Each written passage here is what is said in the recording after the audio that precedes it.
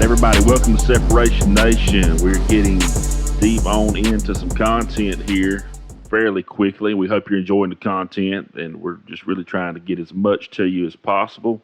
So we'll get a couple of podcasts coming to you a week at this point.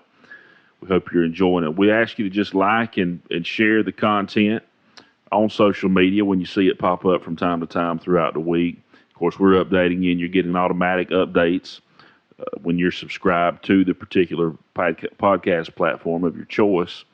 And not to mention, too, we've got a lot of great content and the video versions of this podcast, Separation Nation, is going up on YouTube within a few days of the audio hitting. So just make sure and like us on both platforms, on video through YouTube, subscribe, share that content if you feel like it's bringing any value to you, and do the same on the audio platform that you prefer and that you choose to enjoy the podcast on. So great things are happening. A lot of big, exciting plans, things that are going to be coinciding, new projects we've got coming out that you'll be seeing here within the next few months and the first of the year. A lot of big plans for 2020. Super excited. That being said, we're going to get on into the content today, and we've got an interesting topic. It's a little bit unusual topic, but I think we're going to have a lot of great things come out of it. And we're going to let John kind of kick it off. Okay, so I had this idea, and I'll preface it with this. The title of this podcast is Separation Nation. And I want to revisit that often to kind of explain that, because just from first sight, you may say, what does Separation Nation even mean? You know, there's key separators that separate the average from the above average, the super achievers. Have you ever just saw a person that seems like they always succeed? No matter what they try, they always tend to be successful at it. Or you just see certain people that just run so far out in front of the pack, no matter what area or what field or industry they're in.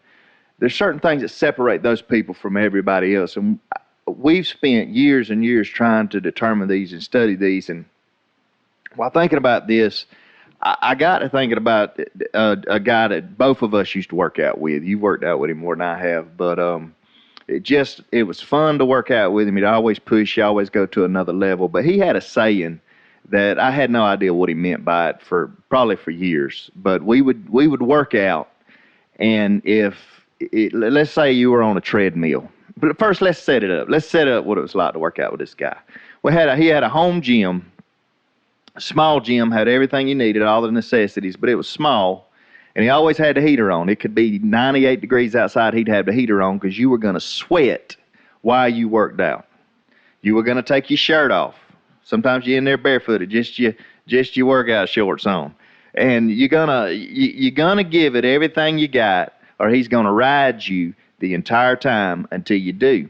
And when you really got to go, and I remember one time doing a complete chest and tricep workout, I believe it was, probably an hour. I always said he overtrained, but I tell you, whatever it worked. I mean, he was in great shape, and you would leave there, wake up the next day sore. So you get done training, overtraining, it's time for cardio.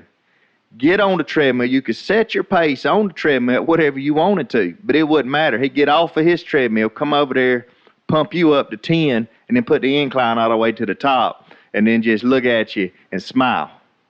Go back to what he was doing, and then turn over and look at you. And he would say something like, you think you're going to die? Well, if you don't think you're going to die, you probably ain't going hard enough or whatever. And then I remember he'd make the statement, I'd be over there probably 45 minutes into to cardio, and he'd say, okay, now you're doing something. Now you're going after that white buffalo.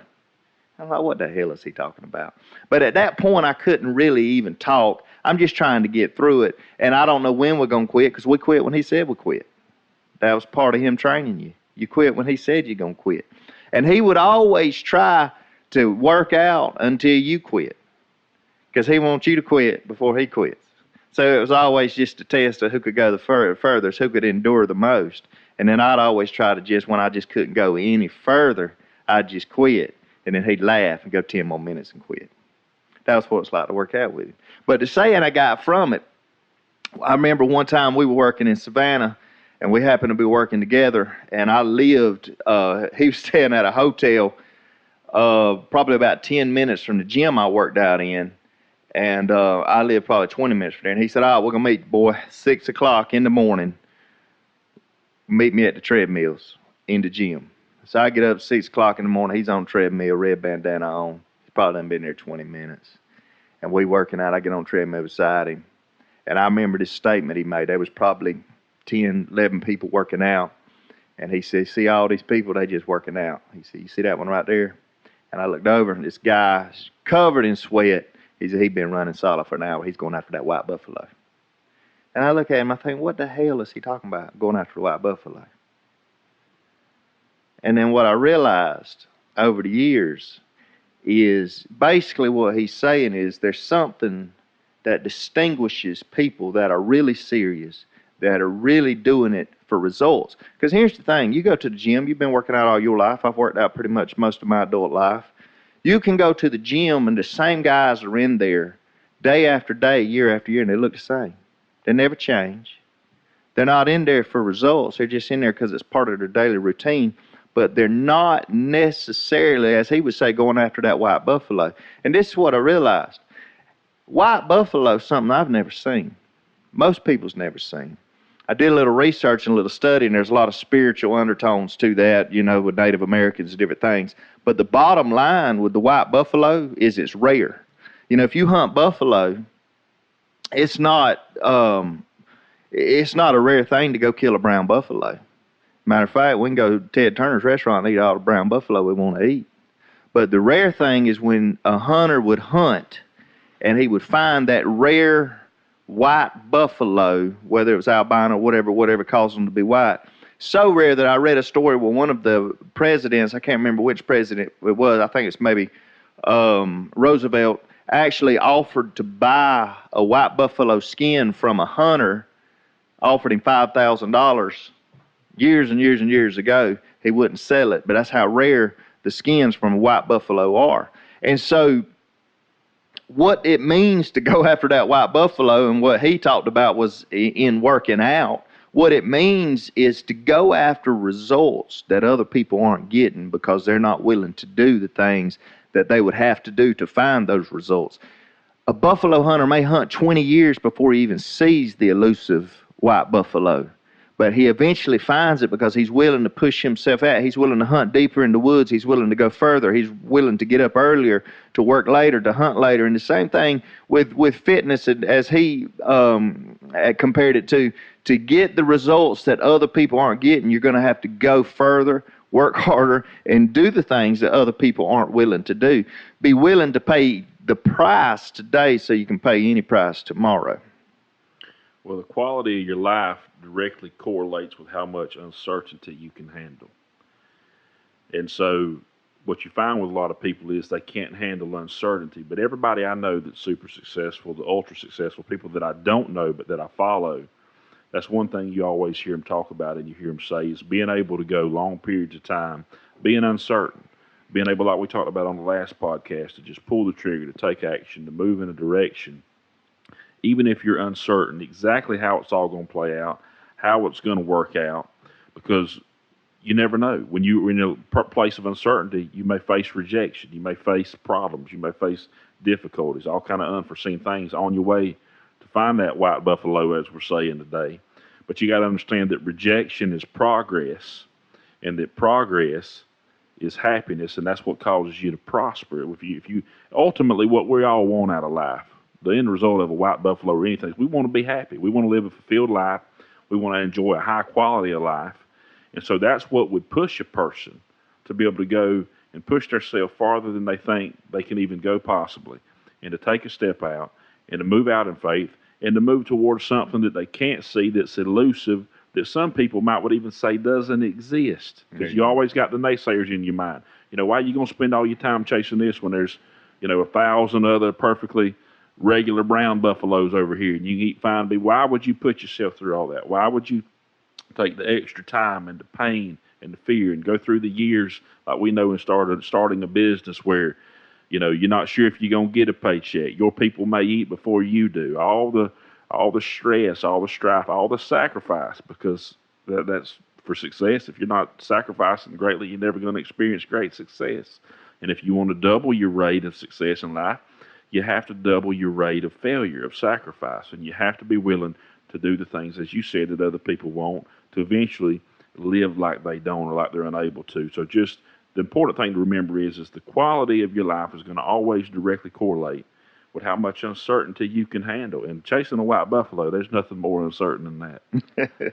And, I would, getting back to, had a lot of good times and dozens of other sayings, that he would come up with and we just laugh about. But I will say this about this gentleman. He was insane when it came to the workouts. I mean, I remember one time he told me we was on treadmill. I think he was on elliptical. I was on treadmill. And he said, John, you gotta not be afraid to die on that treadmill. He said, you ain't gonna die. And the thing about it is, and I know we're talking a lot about fitness on this, but it goes the same in life and in business. We have no idea the potential that we actually have inside of us. We have no idea the limits that we can actually push ourselves to. And further, I was kind of tell you a story to give you a good example on this. I got a 2019 Z71 Chevrolet truck, and brand new. I've got about 16,000 miles on it now. Light come on in my dash, said I needed air in my right front tire, and I can actually look on the app on my phone and it tell me exactly the pounds of pressure that's in that, in each tire or whatever. But I was in a hurry and I wanted the light to go off. So I pulled into a station, actually it's a convenience store, and they had two air pumps. Well, they had an air pump here and a vacuum way over here. So I pulled in to the air pump, and there was a lady over at the vacuuming out her car. And I put my money in the air pump, get down and pumping up the tire, and then I'm thinking, well, I don't know how many pounds of pressure really do I need to put in the tire. So I said, well, I'll just put some air in it now, and then when I got more time, I'll actually check the pressure or whatever. So I'm putting air in the tire, and all of a sudden I hear a horn honking. And I'm like, okay, well, I just ignored it. So I keep putting air in the tire, and then I hear the horn honk again. And I'm thinking, why is this lady next to me honking? Is she honking at me? Who's she honking at? And then I kept going to air, and then I heard the horn honked, but it instead of it being one quick beep, it was like two. It was like a different sound, and I realized my truck, the horn was going off on my truck to let me know I had enough air in my tire. Blew my mind. I'm like, the technology in this. So I put the air up, I get in, and I just kind of laugh, and I'm thinking, well, the truck's smarter than me. It knows what it needs more than I do. And then the thought hit me, what ability does this vehicle have that I'll never even know? What are the things that this vehicle can do that I have no idea it can do? And then the thought hit me, what can I do? What can this vehicle that I live in, what can my mind do that I have no idea it can do? What can my body do that I have no idea it can do? What pressure can I handle that I have no idea I can handle? And that's, that's where we are in life. We have no idea the limits that we can hit. You shared something with our managers the other day about breaking a goal. To break a limit or break a record, and it was basically because we talk about goals. We talked about goals in a different podcast, and how in our business in the financial industry, most of those goals are determined by a particular number. And in the message you sent out, it was a number that we've never hit. We've come very close many times. And what did you say? You said, let's break through this goal and let's let this ceiling become our new floor. And that's what we do every time we push ourselves past the limits that we thought we had, whether it's if you're working out, when you get to a certain weight you've never lifted before, and then all of a sudden you can lift it. That's no longer the ceiling. That becomes the floor to the next goal. And we go from goal to goal to goal, limit to limit to limit. And we push ourselves past what we think we are capable. That's what chasing the white buffalo is all about. Going to that level we've never been to because we didn't know we could get there. So many things we can do now in business we do now that 10 years ago we'd never dreamed we'd be able to do because we had just never pushed ourselves past our limits. And so limits are created to be broken, and the ceilings become our new floors. Well, I mean, that's the law of the universe. So if you want to dance on the ceiling, you got to break through it. But once you've broken through it, that is your new floor. That's your new place of stability. That's the new place to get to. But you're not meant to stay there. You know, that's so many people go through, they break through, and they plateau out. They say, well, I can imagine this much. I can imagine making $100,000 a year and not being under financial stress. But to think about 500,000, my goodness, you know. And I found myself having a tendency to do that. And I think big. I mean, I believe big. But then there's a certain huge level of big. I mean, so, you know, you get to Bill Gates big, my mind has a hard time comprehending some of those things. You know what I'm saying? Doesn't mean I can't dream for it. May never attain it. But like we've talked about before, you know, the loftier those dreams and goals are, and the more you're able to wrap your brain around, and the more you're able to program your thoughts with your past successes, with your future goals and dreams and where you want to be, then the more apt you are to reach them, because you can only receive what your mind will accept. And that's what you got to understand. You can only receive what your mind will accept, and you have to begin to program your mind and say, if I was able to do this, and I look back at this place that I'm at now, and this was just something, man, I could only, this was a dream to be where I'm at now. The things that I have today, you know, I used to pray for. And then you, from that place, approach your thought process from gratitude. Gratitude is the healthiest of all human emotions. And when you become grateful for where you used to be to where you are today, then it helps create a pathway that opens up a door. Gratitude is the door that opens up your new path, a new place that you need to go to be able to go to the higher level. Because, I mean, another acronym for life that I use a lot of times is first we learn. Right. And then we implement. But after we've learned, look, most people learn. You know, people say knowledge is power. Let me tell you, knowledge is not power. Knowledge is simply the ability to have power when action is put behind it. Right. You can't have power without movement. So we first learn, then we implement. We've talked about FTI on the podcast. The majority of the universe never takes action. It's a proven statistic that only 7% of the population ever actually take massive action and move towards things that they've dreamed of. 7%, that's it. So we learn, we implement, but then we fail. Okay? Now, when you fail, you got an option to either stop there. Failure's not final and it's not fatal. It's only fatal if you sit there and you give up and you throw your sucker in the mud. You say, well, I tried it. Screw that. It's not for me. It's for them over there, but it's not for me. But we learn, we implement, we fail, but then after that, the E, we evaluate. And if we'll stop and evaluate, okay, we learned this, we implemented it, I've failed. But now the failure is an opportunity for me to come back and begin again with more wisdom and with more intent and to tackle this thing. And I'm going to take what I learned. So we learn, we implement, we fail, and we evaluate.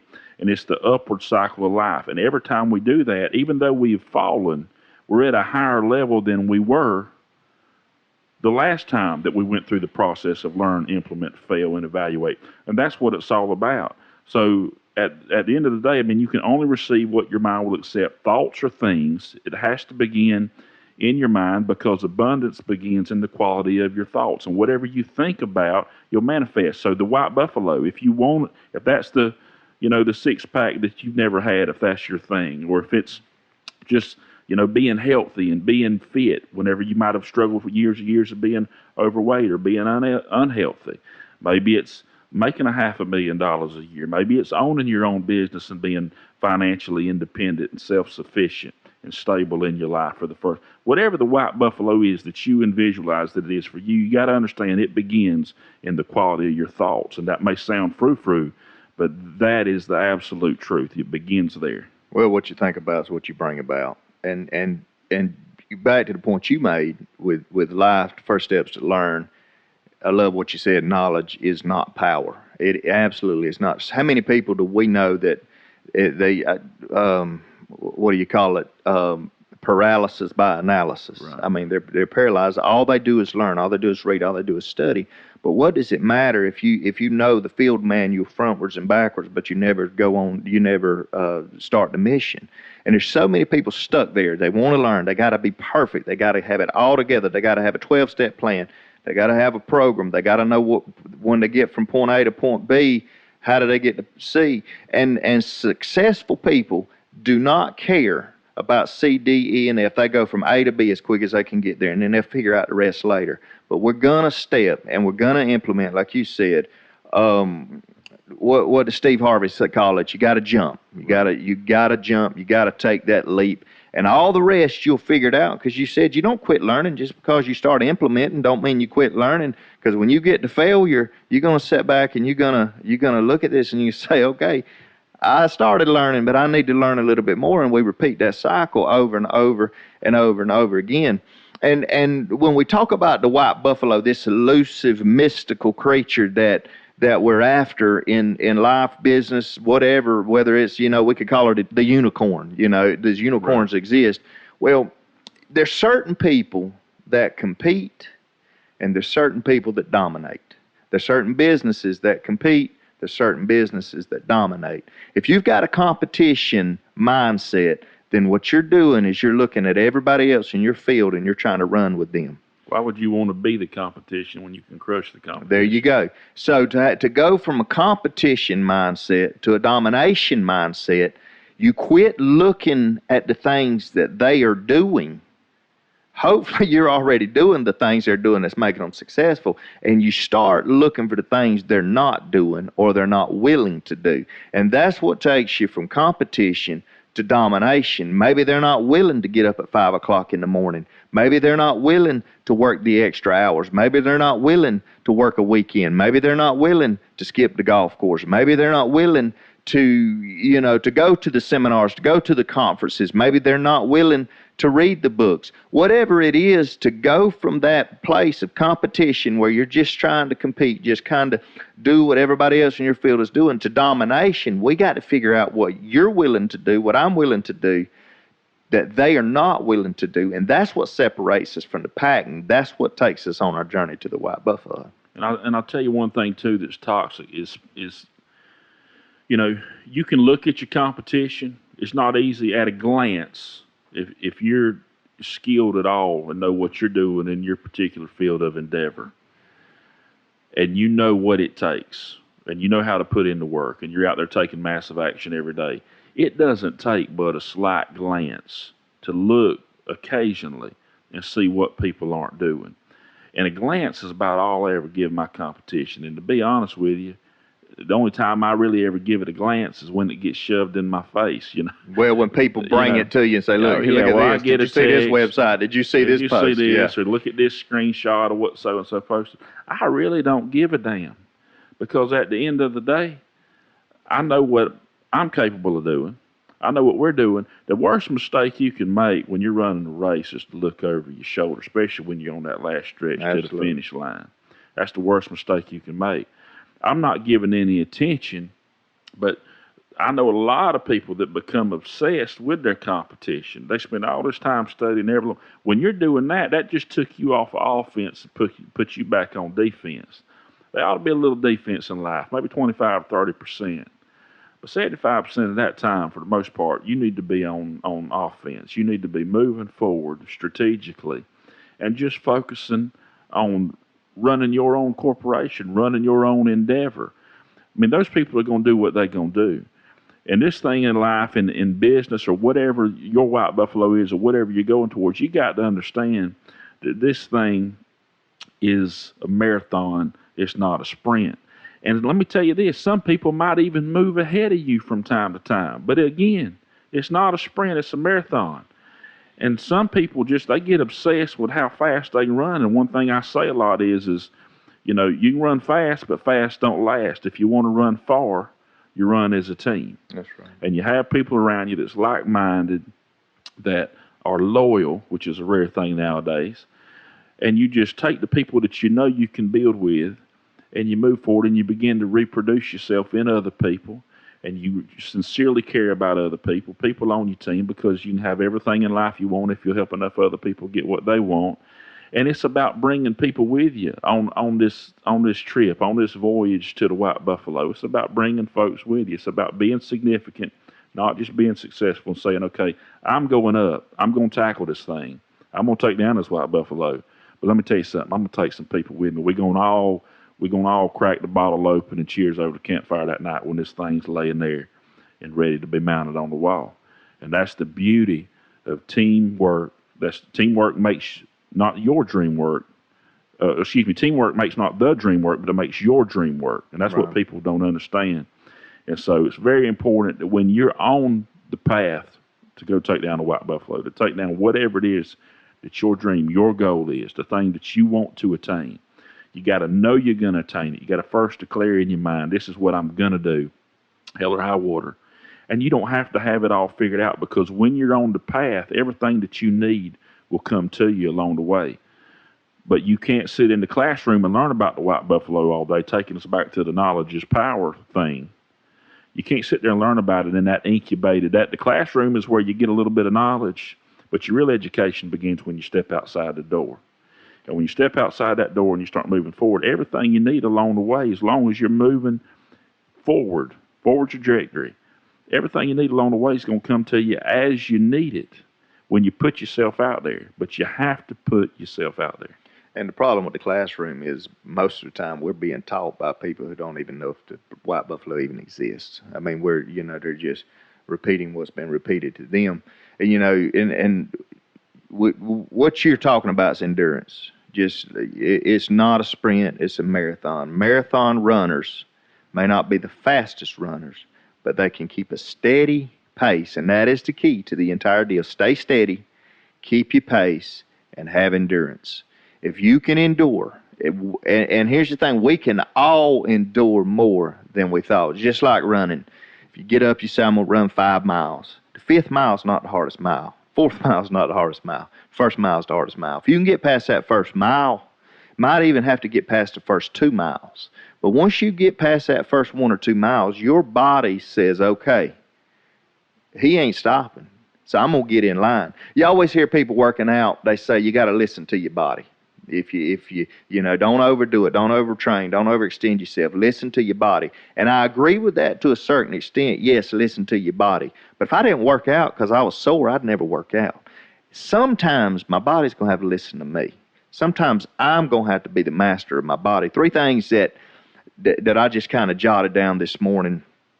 And when we do these podcasts, we don't put a lot of notes together and a lot of preparation. We want to just come, what comes out from all the years that we've been doing this. But 3 things that we have to have that I wrote down. We got to have discipline. What is discipline? Discipline is saying I'm going to do it, whether I feel like it, whether I want to or not. This is what I'm going to do, and you get it done. You got to have sacrifice. You got to be willing to sacrifice. Like I said, to go from competition to domination, you got to be able to look at the things not that your competition are doing, but the things that they are not doing. And the big things are, what are they not willing to sacrifice to get to that point that you are willing to sacrifice? Because listen, if you don't sacrifice certain things in your life, you'll never truly be successful to the level that you could. And what I mean by sacrifice doesn't mean we don't live a fulfilled life, doesn't mean we don't live a life of joy, but sometimes in the short run, you have to make sacrifices so that at the end of the road, you don't have to make so many sacrifices. Because you're going to sacrifice. You're going to either do it now or you're going to do it later. I would rather sacrifice now to get to the point to where I didn't have to sacrifice later. And what I mean by that is I may have to get up early for the next 20 years. I may have to work later the next 20 years. I may have to work weekends. I may have to skip some vacations. I may have to, give up some things. I know in my life, I made a decision. You made this decision. A lot of people listening, we've made this decision. We don't want a normal life. We don't want the life of the average Joe. Nothing against that life. If that's what he chooses, that's fine. But if we want the life we want, if we want to have the life that we choose, then we're going to have to choose to give up some things. I thought about this last night. 10:30, I'm on my back deck. drinking my BCA, smoking my cigar. You said, how in the world does that go well together? Well, It's not a good pair. It's not very sophisticated, but it's a vice that doesn't keep me from. It allows me to still get up at 6 o'clock in the morning and not have a headache. Chain amino acids for those of you that don't know. So I'm drinking my recovery drink, and I'm trying to get the rest of my water for the day, because I try to drink a gallon of water a day, and normally I drink half of that within 3 hours before I go to bed and get up having to pee 3 times. But anyway, so I'm getting the water in me, I'm getting a branched chain amino acids, I'm smoking a cigar, and I'm working. And I thought about this. When was the last time I sat down and watched a movie? When was the last time I sat down and watched a television show? Nothing wrong with those things. Not wrong. I know we went to the movies the other day and watched The Joker, great movie. But then that was the first movie I'd been to the theater to watch since The Lion King. Because now I got kids, so the only time I get to go to the movies if it's The Lion King or Beauty and the Beast or something like that. But there's certain things I've decided that I'm going to give up and not do that a lot of people do, most people do. So watching come in Sunday, getting ready to go work out, had a 2 o'clock class, so I sat down at 12:30. My wife and I was eating lunch, turned the TV on, watched the Atlanta Falcons. If you're an Atlanta Falcons fan, it's a rough year for you. And I got to thinking how I never would miss a game. I would plan my Sunday around football, and I would spend 2, 3, 4 hours at a time, and nothing wrong with that. If that's your deal, that's your deal. If that's how you relax and that's what you enjoy, great. But I remember a point in my life, probably about 5 years ago, I gave that passion up because that passion was not as important as the other passions in my life. And I knew that I was going to have to sacrifice some things to have the things that I want at the end of it all. So I've given up certain things. I talked about how I live on a golf course. I hadn't played golf in probably a year because I can't take 5 hours out of my Friday and sacrifice my passions for that passion. Not that I don't love it. I do love it. But there's certain things that I've got to sacrifice to get to the point that I want to be. If I want to catch that white buffalo, that's what I'm going to have to do. And I know this.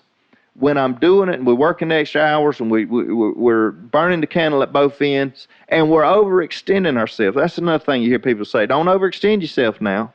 You're doing too much. Don't do too much. You can't reach your limits and pass those limits if you don't overextend yourself. You've got to overextend yourself. And now the things that used to would have made me feel overextended, I get that done by 9 o'clock every day because we push ourselves. We have no idea what we're capable of. That's why we got to push ourselves and continue to push ourselves. So we need discipline. We need to make sacrifices, and we need endurance. It doesn't matter what you do for 6 months. It matters what you do for 6 years. It don't matter what you do on Tuesday. It matters what you do today. It matters what you do every single day. Successful people are willing to do daily what unsuccessful do from time to time. Now and then, you say that a whole lot better than I do. But we have to have that, be willing to endure. A lot of our competition, we just outlasted them. We're still doing it. We didn't quit because it's not a choice anymore. We got to get it done. We got too much skin in the game not to succeed. When we hit a bump, when we get to a dead end, we just go around. We do whatever we got to do. When we run out of road, we make more road. We blaze the trail. We do whatever we got to do to succeed and to win. And no matter what or how long it takes, we're going to find the white buffalo.